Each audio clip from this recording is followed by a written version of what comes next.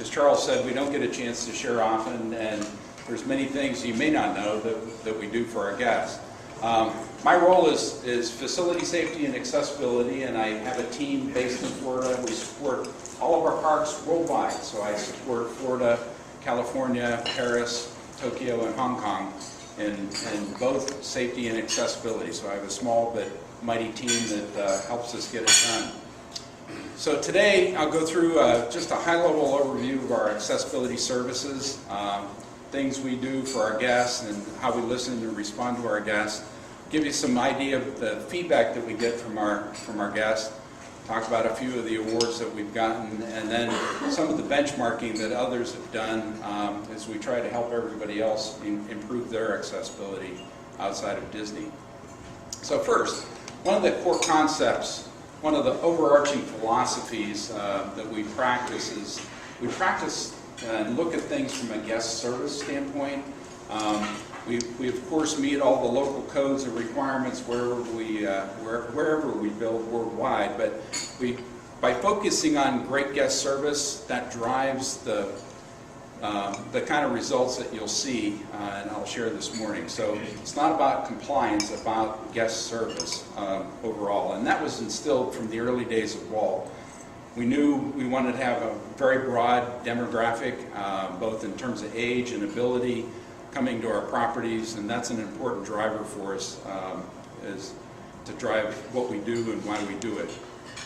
One of the other philosophies that we practice is called universal design. What that really means is if you build a drinking fountain for a person using a wheelchair, it also works for a child. So the dimensions help you embrace everyone.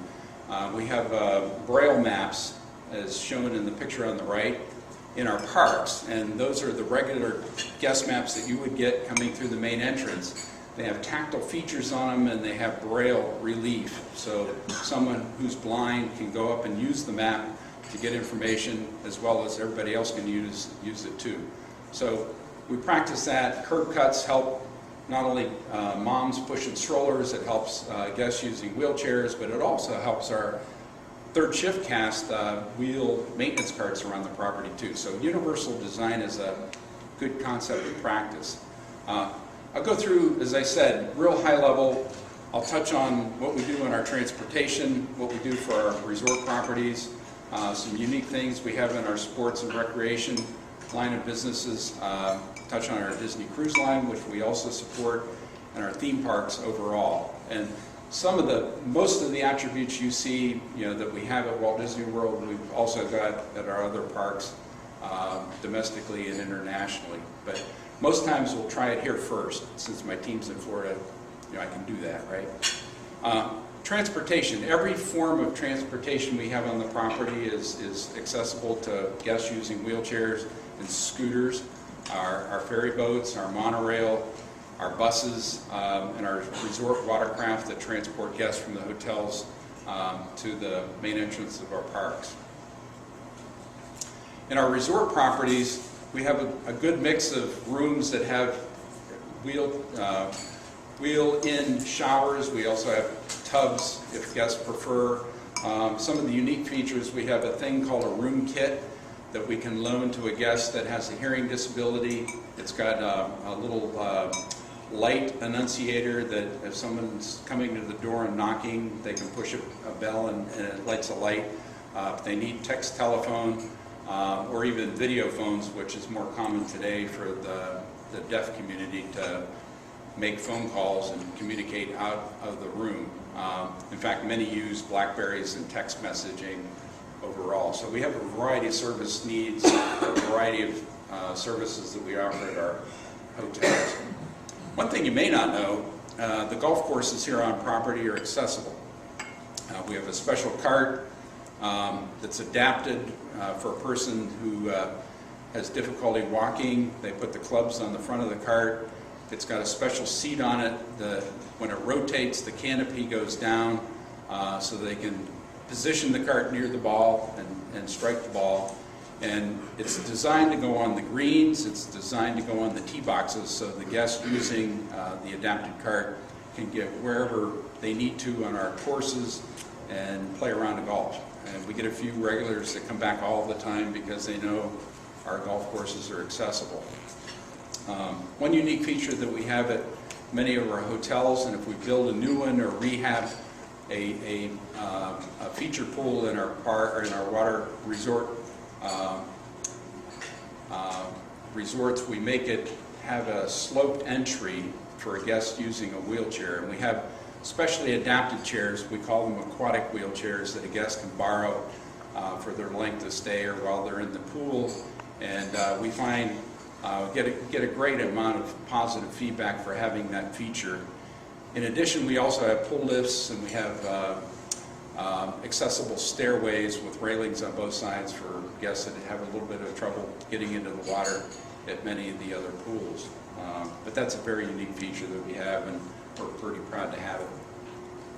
You may not know, we have in our water parks, we have vertical access to Mount Gushmore at Blizzard Beach. We also have vertical access for someone using a wheelchair at Typhoon Lagoon at Crushing Gusher. And using a gondola, a person using one of our aquatic wheelchairs can go to the top and they can enjoy some of the experiences, the water slides coming down at Blizzard Beach as well as Crushing Gusher. Disney Cruise Line, we've got accessible staterooms on board for guests using wheelchairs. We have a lot of amenities for guests that have hearing disabilities and visual disabilities. Also on our private island of Castaway Cay, we have adapted wheelchairs that are designed to go over sand and without getting stuck. You can see they have large inflated wheels on them that make them easier to push through the sand. We'll loan those out on first come, first serve, and we've got a bunch of them. Generally don't have any issues with supplying enough. And so we practice, even though there's not a lot of technical guidance in terms of how to provide accessibility on cruise ships, we've made ours very accessible to guests with disabilities. Turning our attention to our theme parks, we have a number of things that we've done for years for our guests.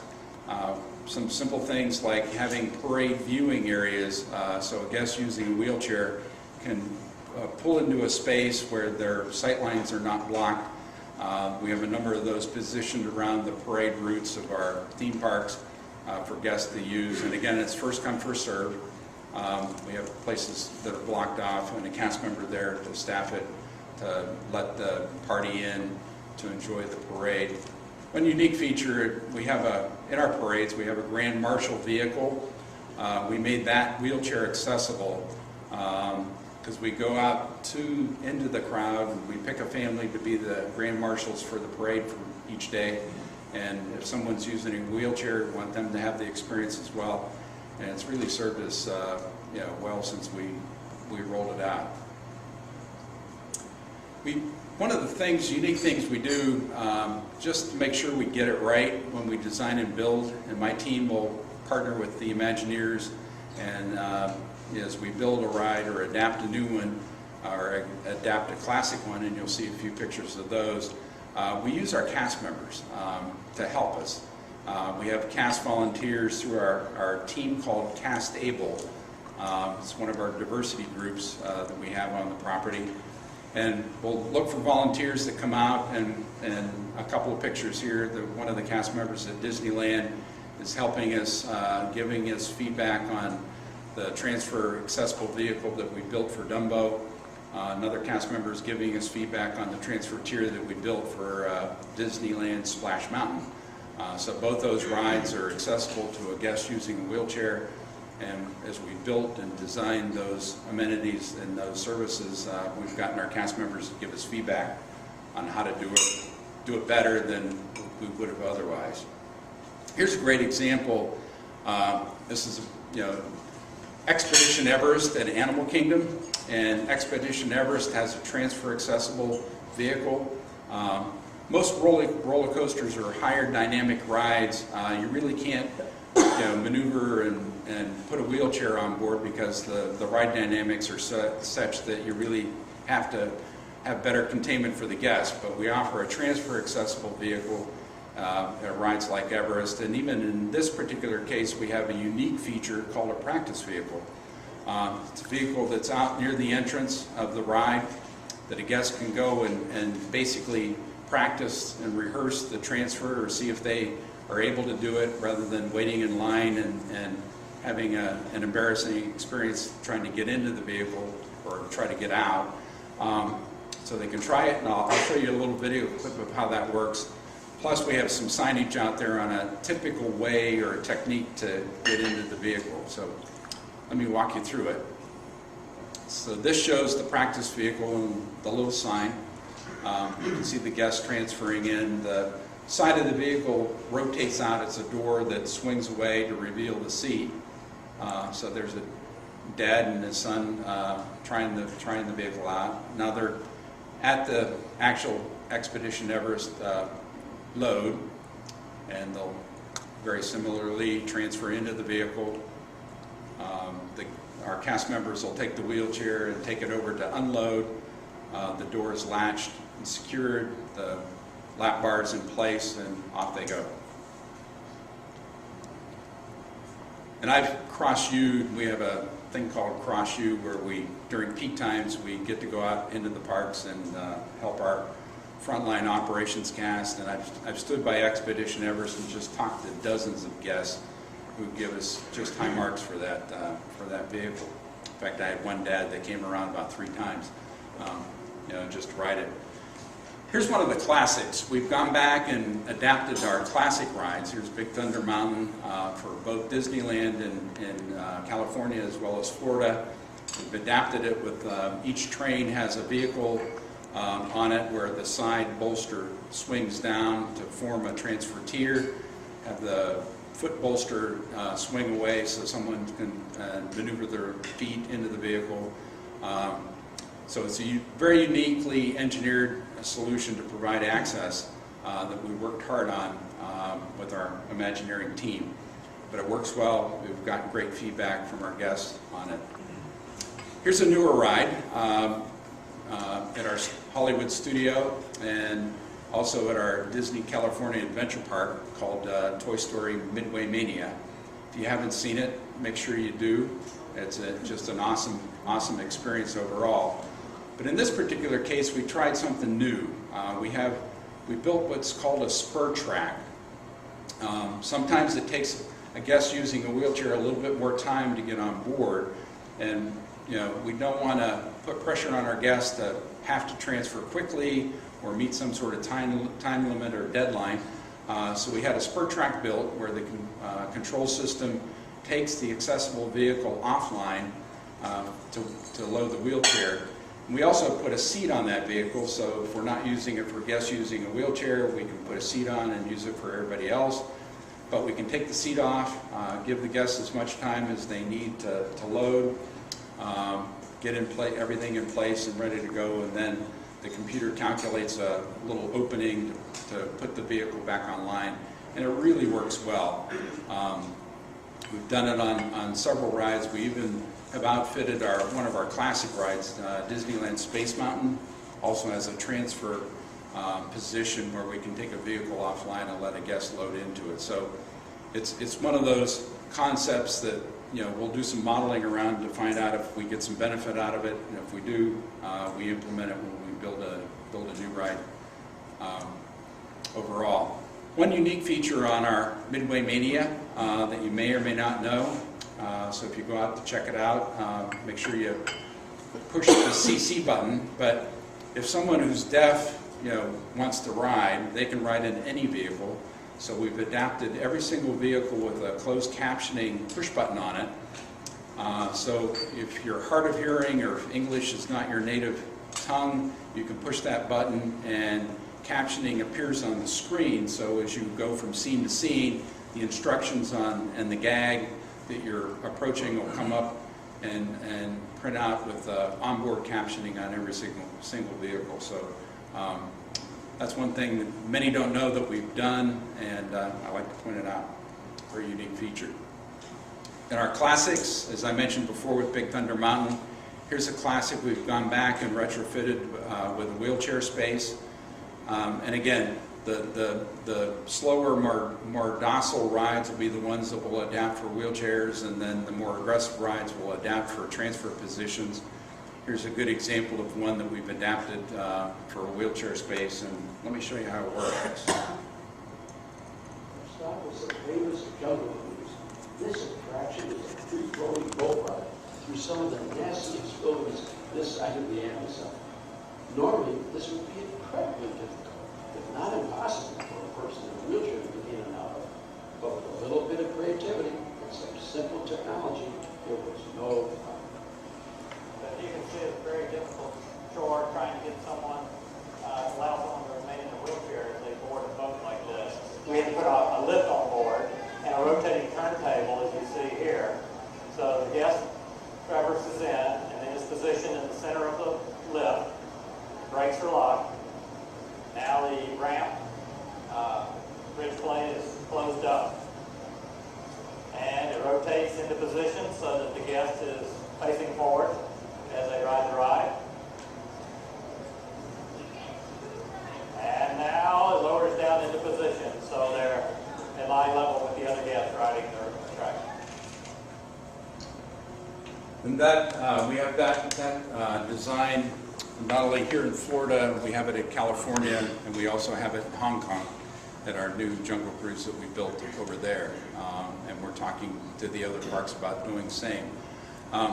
So let's turn our attention to what we do for our guests who are hard of hearing or deaf or blind.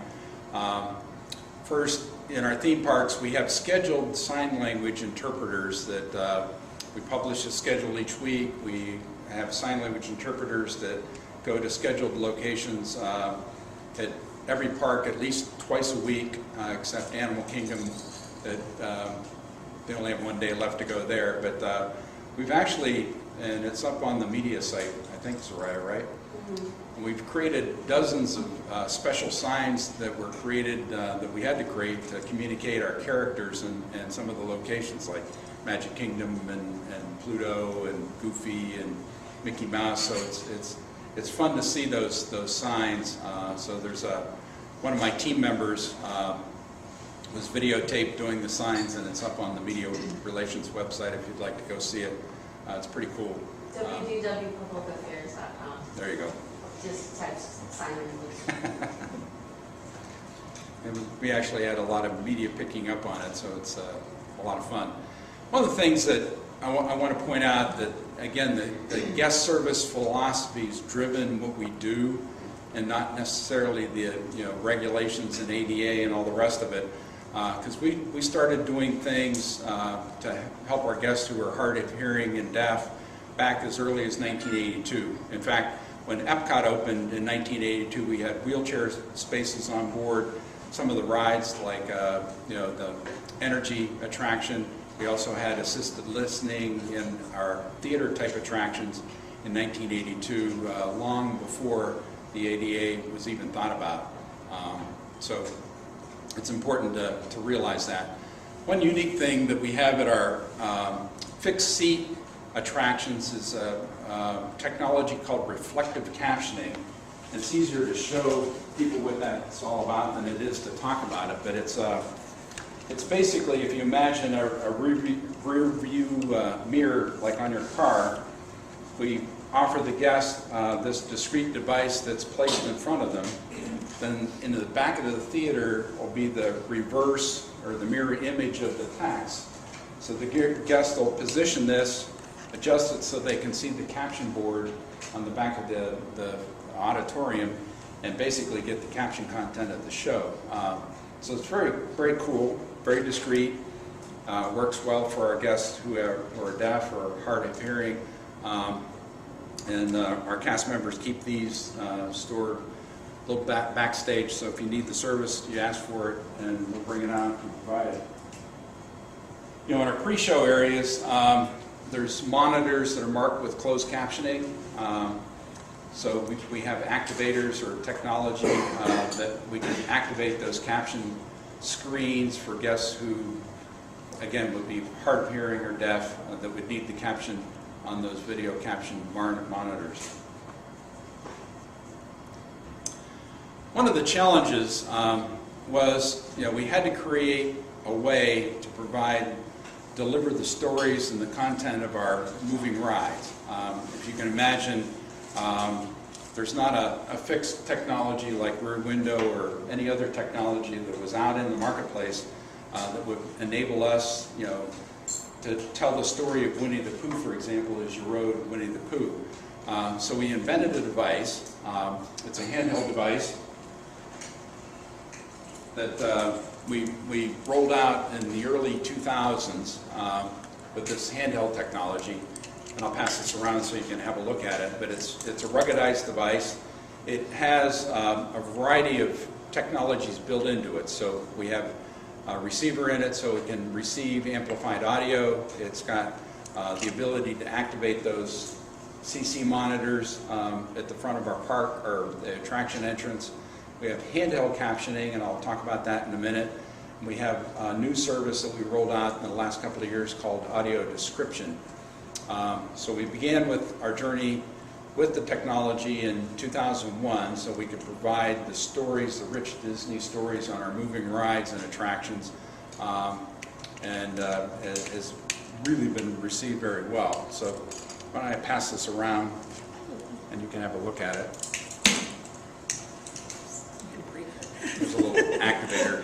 We can demo it, but here's how it works. As you go around a moving ride, and this is the ride track of Haunted Mansion. So as you go around the ride track, each of the show sets has a little trigger in it that this device picks up. And as you hear the ghost host talking, you'll see the caption content on the screen of the device. We offer this free of charge to our guests.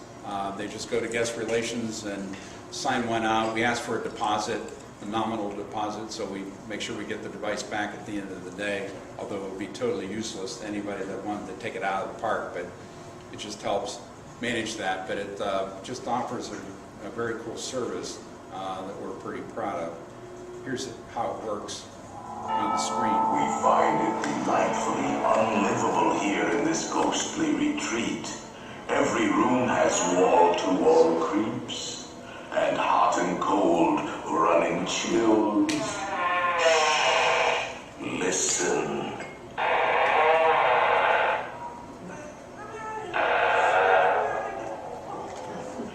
One of the cool things on the device is you get some of the little subtle Disney stories that you might not otherwise know about. So I always encourage my friends that say, go sign out one of these devices and go ride the rides, and you'll learn a ton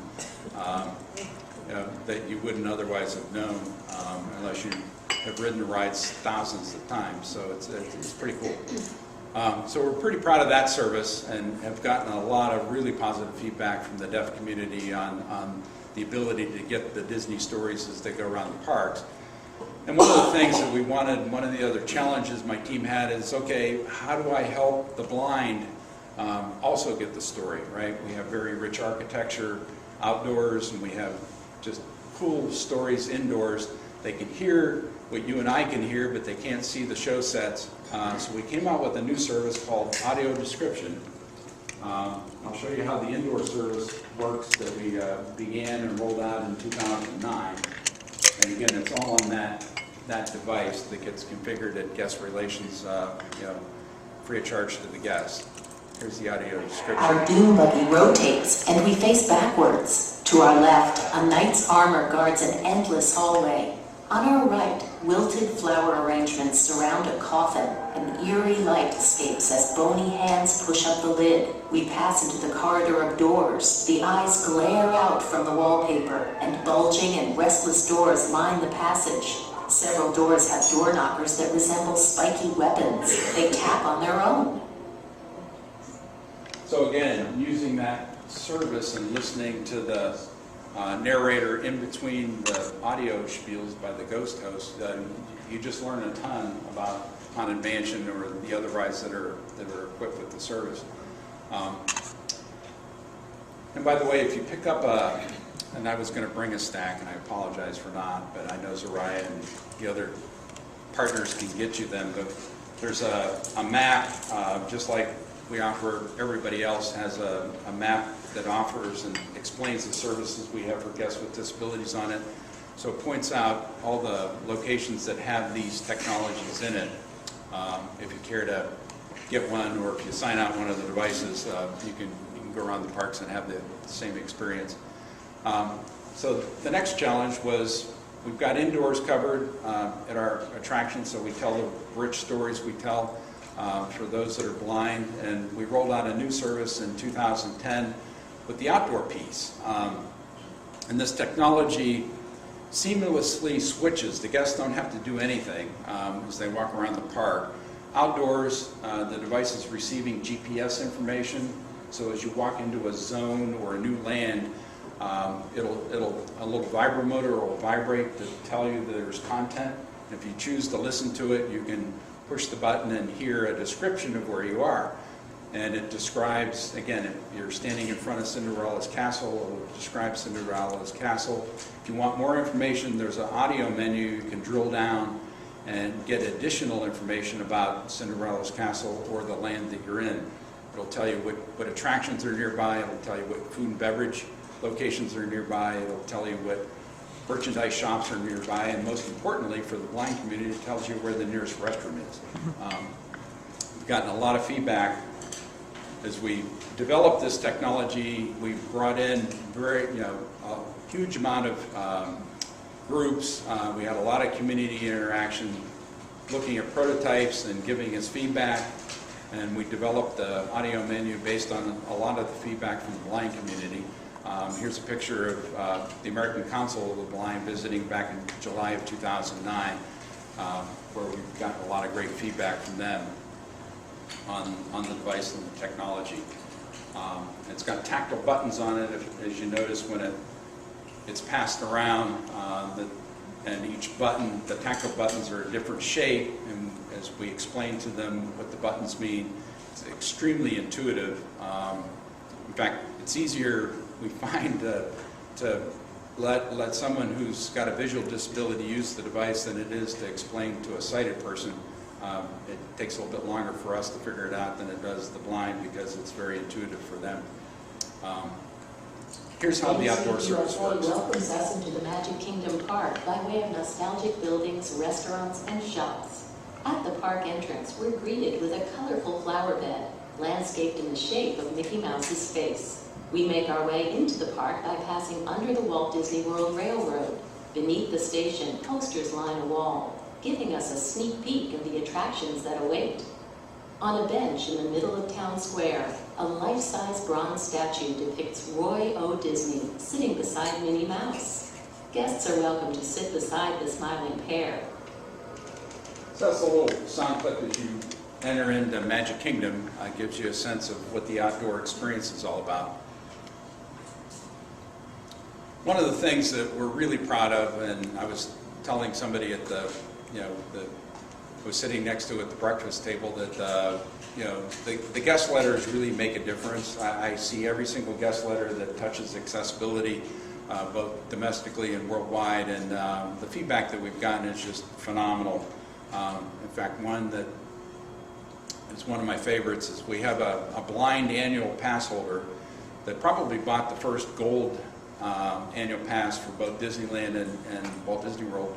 Comes here all the time, and he wrote us this awesome letter that said he basically had a life-changing moment. He knew the future of how he would enjoy attractions that changed forever, and he pointed out little subtle things, like in the Imagination ride where Figment talks, and he didn't know Figment was purple until we described it to him. So really cool feedback that we've gotten from our guests. And you can read some of the other comments that we've gotten from other media and other guests. Another one that's great is that got recognized for the fact that we build accessibility is just built into our DNA. It's just part of what we do. We've won a number of awards. In fact, there's one that we won from the National American Foundation for the Blind that I was up in Seattle and March.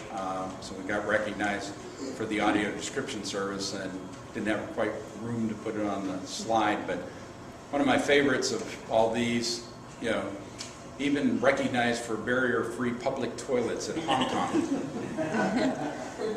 It's kind of cool. If you've ever been to Hong Kong and used other public toilets, you'll really appreciate why we got that award in our Disneyland park over there, because you know, they're a little bit different over there, and you know, we've got special ones, and they're certainly not very accessible to guests with disabilities. But the technology side, we got recognized by the Da Vinci Award. The National Association of the Deaf has recognized us for the technology. The new product award that the National Society of Professional Engineers recognized us for the design was for the technology, and some of the others in Paris. They have a tourism award, Tourism and Handicap Award that they recognized, and they gave us an award for addressing all the segments, the mobility, the cognitive, the blind, and the deaf in our Paris park. In our Tokyo park, we got the Chief Cabinet Secretary Award, so we're pretty proud of all those for the work that we've done on accessibility worldwide. We've had a lot of inquiries into our technology, and we've shared it. We share it openly. We've been benchmarked by other big names. You can see up there. And if you go to the World of Coke Museum in Atlanta, the Hall of Patriot Place in Boston, and even the new Dallas Cowboy Stadium, they have our Disney technology. And more recently, the National Park Service has implemented you know, the identical technology. So, you know, we're openly sharing it. We're not trying to keep it to ourselves. It's all about improving accessibility outside of Disney. We're even partnering with on a new audio device that'll be announced sometime soon, so we can improve technology that's used in theaters and other venues. So we're always working with the outside community to improve accessibility. So that's kind of the story, a brief snippet of the story. I appreciate, again, your time. And as Zerai said, go to the media website, or for more information, go to our public websites for a little bit more information on our technologies and services.